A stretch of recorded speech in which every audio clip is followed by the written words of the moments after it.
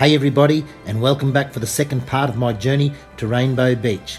In part 1, I drove on a sandy highway, looked at some red sand, drank some beach water, stalked an abandoned fishing shack, and I shed some light on what this building does.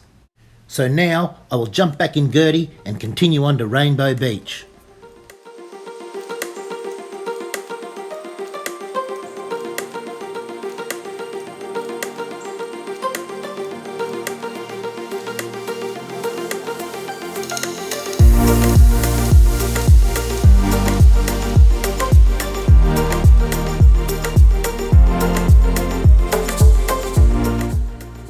With the tide being so high, I don't know how we're going to go getting through to Rainbow Beach.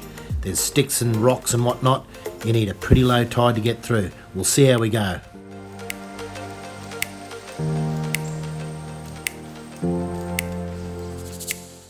I'll just take the Leisha track, which will take us over to the Rainbow Beach side of this point.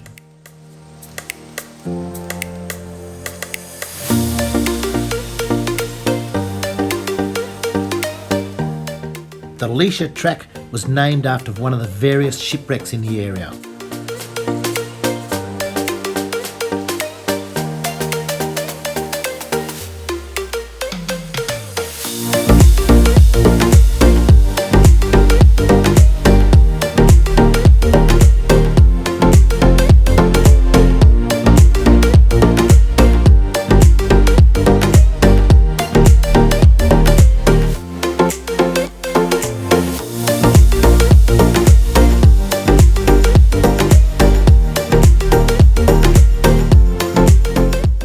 Tide's a little bit high still at the moment, and looking at that queue of 4-wheel drives up ahead, I'd say we're going to have to wait a while for the tide to come down so we can get through.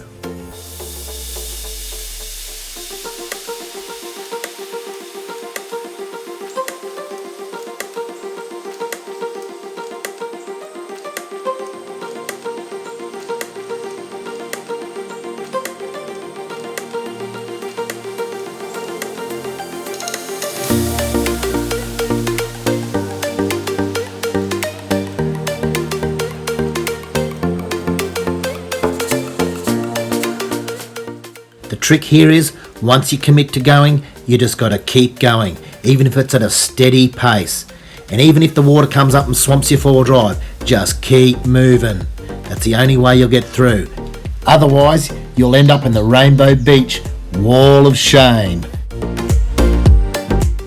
The Wall of Shame is a forever growing shrine dedicated to those who came before us but never made it home. These brave souls rolled the dice against nature and came off second best. If there is one thing we can learn from our forefathers, is to make sure your insurance is fully paid up.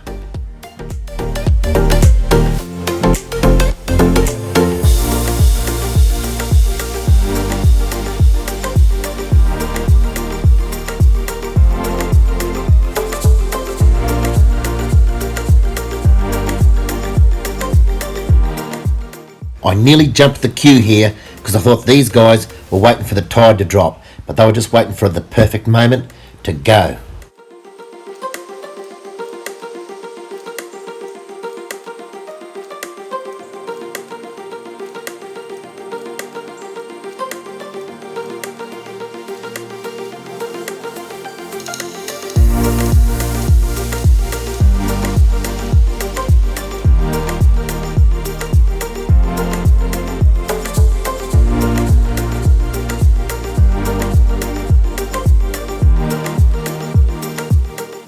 I took a bit of a risk here following another car through, because if he'd have got stuck, I would have had to driven out into the deeper water to get around him. I won't make that mistake again.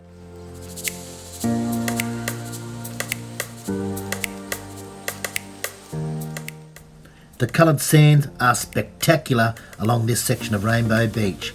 The coloured sands are protected too, and nowadays those bottles of sand patterns that you are sold as souvenirs are actually white sand dyed to mimic the natural colours you see here.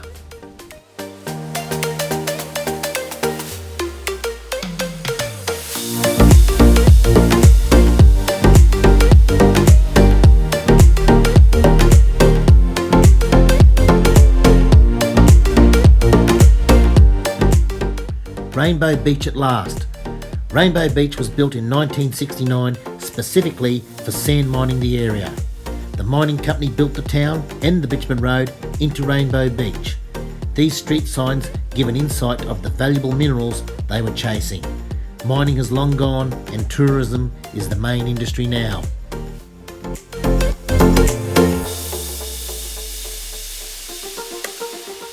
I'm at the car park of the Carlo Sandblow and it's right on the edge of town. It's a 600 metre walk through some beautiful bush before we get to see the Sandblow. Let's go.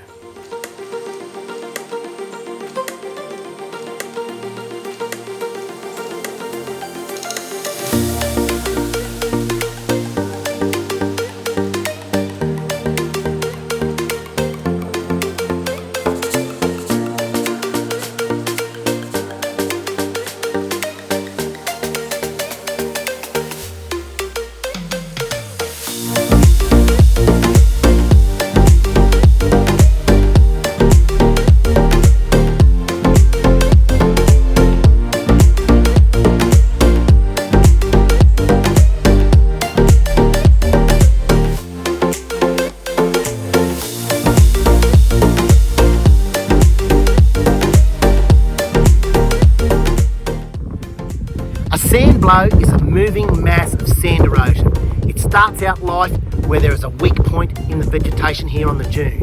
It just gets bigger and bigger till eventually it starts to move inland, smothering any tree or any shrub on its journey inland.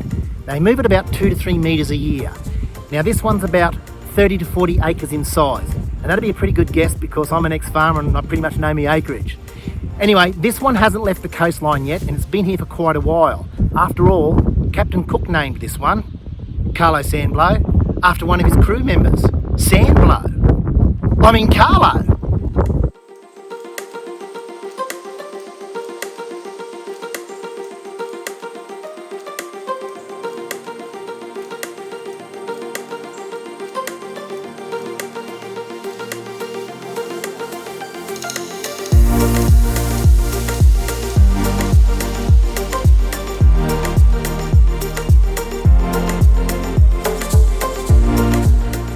Well, that was Rainbow Beach and the coloured sands through the eyes of Shane.